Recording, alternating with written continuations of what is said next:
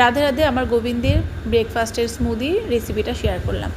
তো প্রথমেই ওটস শুকনো খোলায় ভেজে নিয়েছিলাম একটুখানি। তারপর একটা বড় মিক্সিং জারের মধ্যে আমি নিয়ে নিয়েছি। এর মধ্যে অ্যাড করব দুটো কলা। এখানে সিঙ্গাপুরি কলাই আমি ইউজ করছি, আপনারা চাইলে কিন্তু যে কোনো কলাই ইউজ করতে পারেন।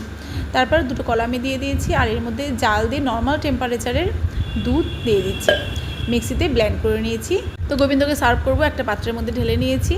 আর এটাকে ডেকোরেশন প্লাস টেস্ট দুটোর জন্যই এখানে ইউজ করেছি 3টে খেজুর ছোটো ছোটো করে বানিয়ে নিয়েছি, দানা বের করে ওপরে দিয়ে দিলাম। আর কিছুটা কিশমিশ দিয়ে দিচ্ছি। আপনাদের পছন্দ মতো যে কোনো ড্রাই ফ্রুটস এখানে ইউজ করতে পারেন। আর একটু এক্সট্রা মিষ্টির জন্য এখানে ইউজ করছি মধু।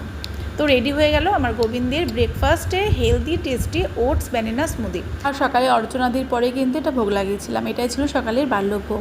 তো আপনাদেরকে ভোগ ভগবান দর্শন করিয়ে দিলাম, আর এদিকে সকলকে প্রসাদ দিয়ে দিচ্ছি। বাড়ির বাচ্চা বড় সকলে কিন্তু আমরা এটাই নিয়েছিলাম। জয় মহাপ্রসাদ। রাধে রাধে।